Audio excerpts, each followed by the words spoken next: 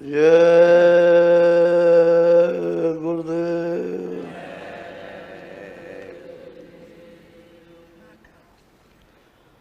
जय गुरुदेव नाम किसका, जय गुरुदेव नाम किसका, जय गुरुदेव नाम किसका।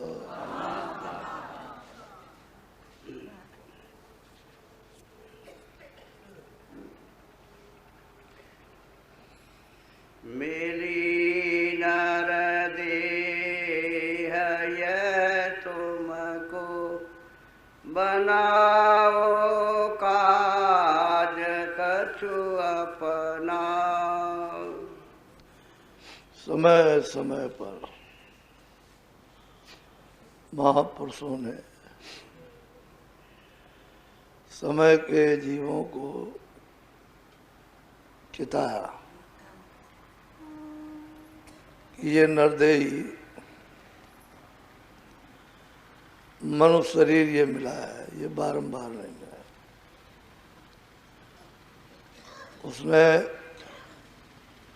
बहुत समय के बाद आपको देंगे और जितने भी काम इंद्रियों के, ये सब गैरों के काम। महापुरुष कहते हैं कि असुर तो इस अनमोल नर्तन में कुछ अपना भी काम, अपनी जीवात्मा का, अपनी सूरत का बना लो, कुछ कर लो। ये नरदेही का अवसर नहीं मिला। जीव ऐसे अभागे अज्ञानी है कि दिन और रात उसी तामस देही में चकनाचूर रहते हैं। उनको आगे पीछे और वर्तमान का कोई ज्ञान नहीं। अंत में सिर पीट कर और दुनिया से झटक पटक पश्चाताप रोते हुए चले जाते हैं। बोलो। पाचो माते आए सजग में जानियो रे लेखा। कहते हैं तुम बहुत अमीर बन जाओ, कारोबारी बन जाओ, बड़े बड़े कारखाने लगा लो, तुम जागीरदार और राजे बन जाओ, बड़े तुम्हारे दोस्त मित्र रिश्तेदार अजीज हो जाए, खेती दुकान का विस्तार हो जाए। कहते हैं कि ये जगत में जितनी जरूरत है, जो अपना और बच्चों के काम आए, वो तो काम शरीर अच्छा के लिए जरूरी है। बाकी तुम अपना काम छोड़ के इस काम में लग जाओगे तो ये रात्रि जैसा स्वप्न है। ये ऐसे गायब हो जाएगा जैसे स्वप्न में राजगद्दी पर राज भोग रहे हो। और मतलब यह है कि गरीबी में रो रहे हो, आँख खुली, न तुम गरीब हो न तुम राजा हो, जो हो वही हो। कहते हैं इस तरह से ये सब माया की छाया, जो जड़ चेतन और जड़ है, वो कहते हैं मिला जाएंगे, गायब हो जाएंगे। कहते हैं पचो मत आए जग में, जानियो रात्रि का सपना। अब ये सब समझकर महात्माओं की वाणी को सुन करके अपना काम करो। जब सच्चा नाम सच्चा वेद रास्ते का मिल जाए तो अपने काम में कमाई करनी चाहिए। जिससे कि स्वरत धन प्राप्त हो जाए। और नई कमाई करोगे तो अपना काम कुछ नहीं, गैरों का है, और गैरों का रात्रि का ये स्वप्न है। अच्छे बच्चे कच्चे सब जो संबंध बीच में जुड़े हैं सब स्वप्न, अंत में सब एक दूसरे को धोखा दे देंगे। ऐसा नहीं कि वही धोखा देंगे, तुम भी धोखा दे दोगे, तो अपना काम कुछ नहीं। तो इसलिए भजन करो। बोलो। देह और गृह सब झूठा, भर्म में काहे को खपना। जर और जमीन कहते हैं ये सब झूठा है, और इसके पीछे दुनिया अंधी होकर के लगी हुई है। तो आखिर एक महात्मा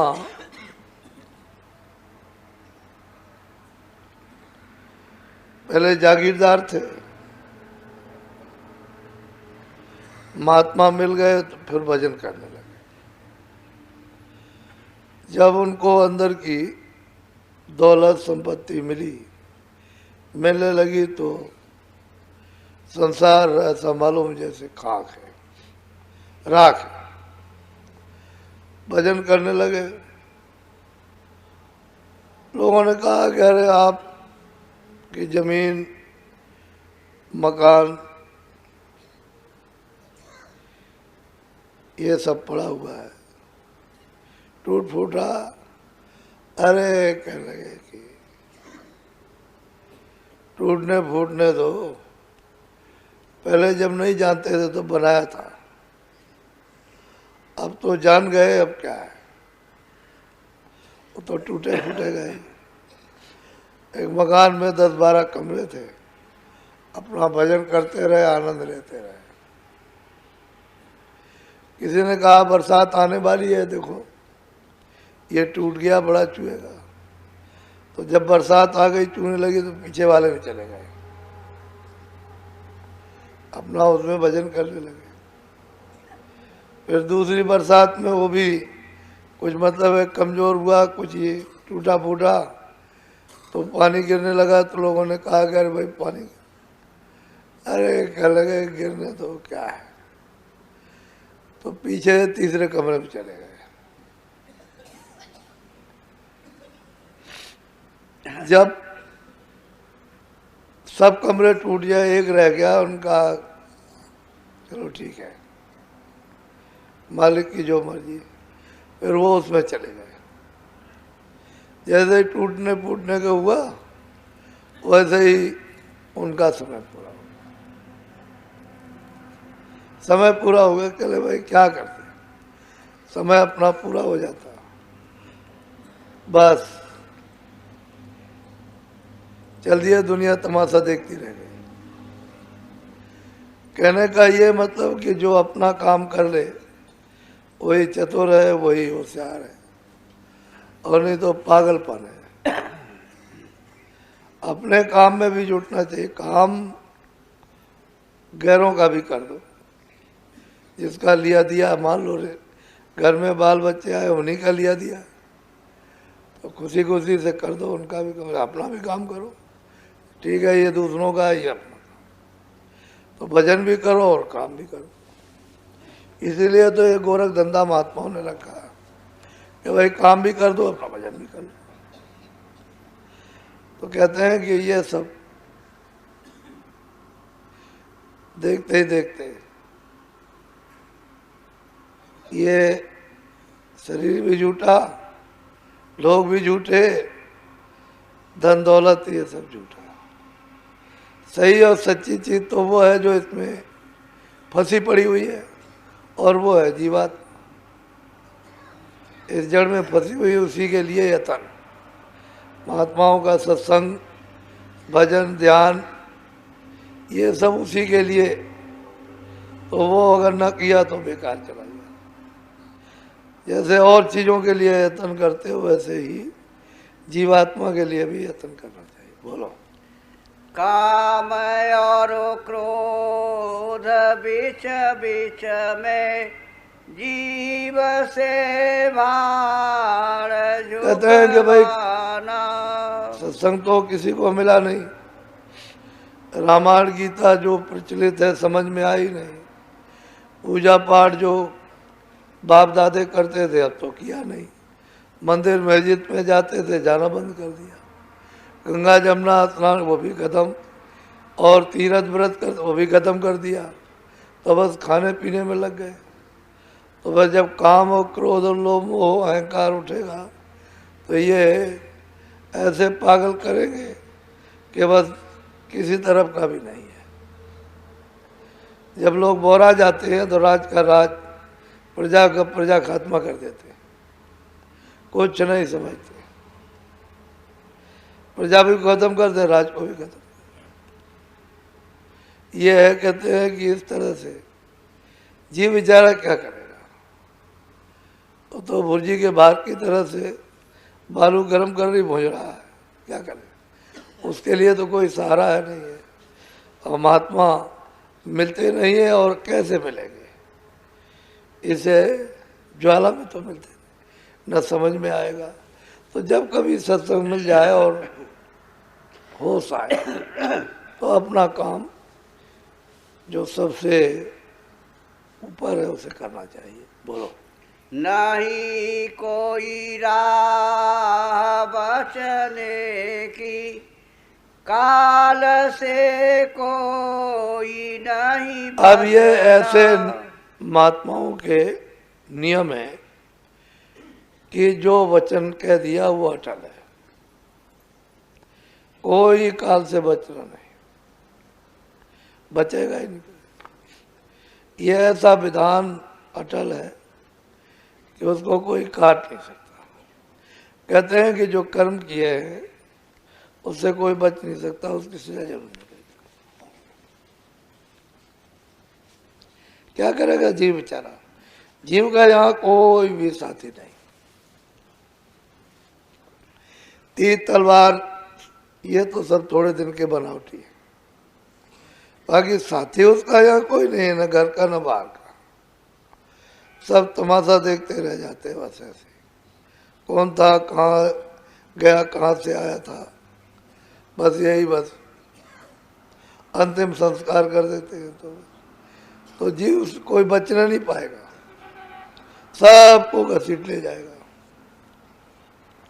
बचेंगे कौन? जो महापुरुषों के प्यारे, जो अपना काम करेंगे, जिनको अपना काम करना आ जाए, काम करना बता दिया जाए, वो तो बच जाएंगे। और बाकी कहते हैं साहब कोई नहीं बच सकता। बोलो। करो सत्संग सुनो बानी, बतावे नाम। कहते हैं कि चाह होनी चाहिए सत्संग की, कहीं भी सत्संग मिले तो वहां तक जाना चाहिए, और जो वाणी वचन में सुनाए जाए उसको सुन करके काम लेना चाहिए। अपने आप को समझना है कि इन वचन वाणियों में हम क्या करते हैं। जो अच्छा है उसे पकड़ लो, जो काम का नहीं उसे छोड़ दो। तुम बेकाम का तो पकड़े रहते हो, जो अच्छा अपने काम का वो छोड़ देते हो। तो कहते हैं कि भाई सत्संग की चाह, और जो वचन सुने उसे पकड़ो। यही तो दो चीजें खास करके हैं संसार में समझने की। तो सत्संग मिला नहीं, वचन वाणी सुने नहीं, क्या करोगे? और कोई क्या कर सकता? बोलो। पकड़ लो चरण सतगुरु के, यही है दाम गठबंधन। कहते हैं कि जब सत्संग वचन सुने तो वो जो सार बताते हैं उसे पकड़ना है, उसका चिंतन करना है, उसका ध्यान करना है। जब ये मिल जाए तो कहते हैं चरण कमल। तो सूरत का सार तत्व है। ये सब जड़ है, वो चेतन है। ये निरस है, उसमें रस है। बोलो बोलो जोर से। तुमको समर्थ जान कर बेनती करूं पुकार, भाग्यहीन में क्यों हुई स्वामी तुम दरबार। वो कहते हैं जब उसने वचन वाणी सुने और उसने भेद पाया और भजन शुरू कर दिया, तो प्रार्थना करती है कि आप समर्थ हैं। पहले ही सब कुछ कर सकते थे, लेकिन पहले कैसे करते? वो तो किसी और ने तपस्या की थी, तो जीवों को उसके हवाले कर दिया। पहले तो ये सब नहीं था, पीछे से ये सब बना दिया, कर्म का जाल, फिर उसके भोग, फिर उसके दुखों सुख, फिर उसकी योनिया, ये बना बनू के जब फंसा दिया तो देखा जीवों को बड़ी तकलीफ है। तब दया आई, सत्पुरुष को उन्होंने संतों को भेजा कि जाओ जीवों को सत्संग सुनाओ, वचन वाणी और वेद बताकर इस रास्ते से ले आओ। तब आकर के महापुरुषों ने उस मालिक के हुक्म से ये काम किया, जीवों के साथ और रास्ता बताकर भजन कराकर फिर चरण कमलों में लगाया। तो कहते हैं भाई जो सार है उसे पकड़ लो, असार छोड़ दो। ये जीवन इस प्रकार से आपका सफल हो जाएगा, काम में आ जाएगा। नहीं तो पशु पंछियों की तरह से मनुष्य जीवन का भी ऐसा ही भोग है। वो भी इंद्रियों का भोग भोगते हैं, भी वो भी अज्ञानी, ये भी अज्ञानी। तो मनुष्य शरीर का ज्ञान सर्वोपरि, वो अज्ञानी शरीर है, उसमें भोग है। ये ज्ञानी शरीर है, इसमें कर्म है, कर्म करने का अधिकार, उसमें भोगने का अधिकार। तो इस नर शरीर को जो तन मिला है उसको काम में अपने ले लो। और वो काम में यही है कि सूरत को जगाना, दरवाजे पर बैठ करके भजन के द्वारा नाम से जुड़ना। जो जो ये साफ होती जाएगी, नाम के साथ नाम सुनाई देने लगेगा और सफाई होती जाएगी, जुड़ती जाएगी। जब साफ हो जाएगी तो उसको पकड़ लेगी और उसमें लय हो जाएगी। गुलजारा तो जब ही खिलता है,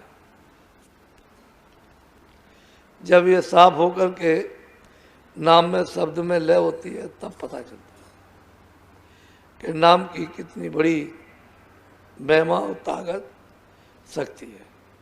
वैसे मालूम नहीं होगा। तो बड़े सौभाग्य से रास्ता हाथ में अचानक पड़ गया। घेर घार करके कोई लाया हो, समझा बुझा करके घेर घार करके दे दिया हो, तो यह अचानक में अमूलक चीज मिल गई तो उससे काम लेना चाहिए। क्योंकि जो दया को फेंक देता है वो फिर मिलना नहीं है। इसलिए महापुरुषों की मिली हुई दया को संभाल कर रखना चाहिए, फेंकना नहीं चाहिए, उससे काम ले लेना चाहिए।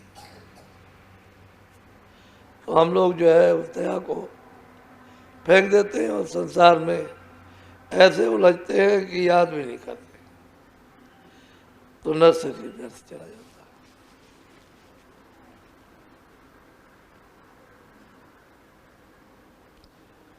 आप बैठ जाओ पंथी मार के।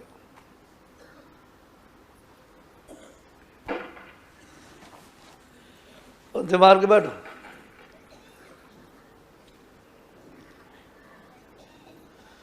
अब आप दोनों पैर आगे करो,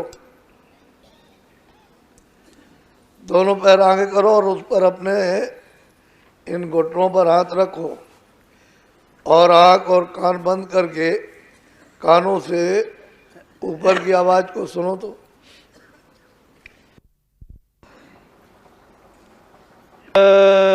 गुरुदेव